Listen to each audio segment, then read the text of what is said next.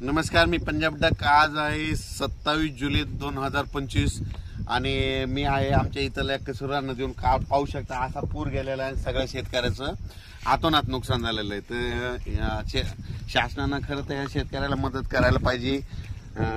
या ठिकाणी पंचनामे करून यांना मदत द्यायलाच पाहिजे, कारण की खूप अतिवृष्टीने आमच्या परभणी जिल्ह्यात सगळ्या राज्यात जालना जिल्हा बऱ्याच ठिकाणी ज्या ठिकाणी नुकसान झालं त्यांचे भरपाई द्यायलाच पाहिजे।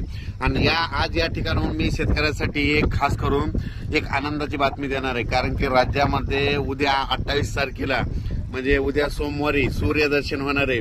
पाऊस थोडी विश्रांती घेणार आहे, म्हणून हा अंदाज लक्षात यायचा। राज्यात सांगायचं झालं तर पूर्व विदर्भ, पश्चिम विदर्भ, दक्षिण महाराष्ट्र, उत्तर महाराष्ट्र, कोकणपट्टी, खानदेश जवळपास 4-5 दिवस सारखा पाऊस चालू होता।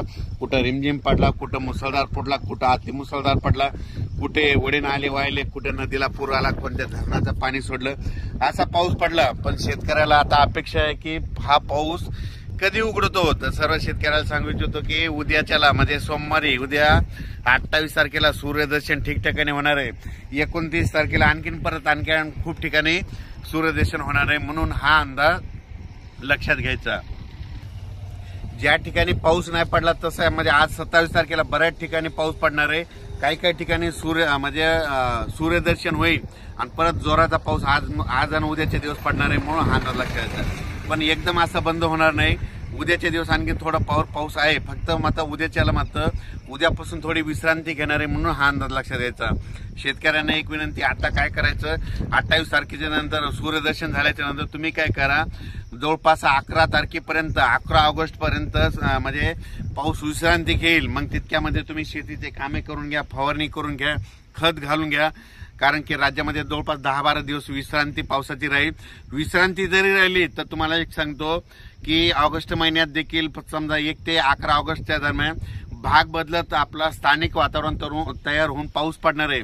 फक्त जे मोठा पाऊस म्हणतो ते मोठा पाऊस मात्र ऑगस्टच्या दुसऱ्या आठवड्यात येणार आहे, म्हणून हा अंदाज लक्षात येतात। राज्यात आज देखील पूर्व विदर्भ, पश्चिम विदर्भ, दक्षिण महाराष्ट्र, उत्तर महाराष्ट्र, कोकणपट्टी, खानदेश वेगवेगळ्या ठिकाणी दुपारनंतर थोडं ऊन पडेल, पण अर्ध्या एक तासाचा मोठा जोरदार पाऊस ठिकठिकाणी पडणार आहे, पण भाग बदलत पडणार आहे, म्हणून हा अंदाज लक्षात घ्यायचा।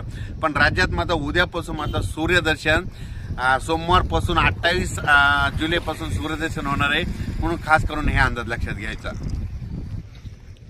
ज्या शेतकऱ्यांचं हे नदी काठचं असं पीक वाहून गेलेले, तुम्ही काय करायचं, ग्रामसेवक, तलाठी, गावचे सरपंच त्यांना घेऊन तहसीलदाराकडे जायचं आणि त्यांना म्हणायचं पीक पाहणी करा, आमचं नुकसान द्या, असं तरी कमीत कमी म्हणा। कारण की तुम्ही जर स्वतः गेले नाही तर तोपर्यंत तुमची कोणी मदत करणार नाही।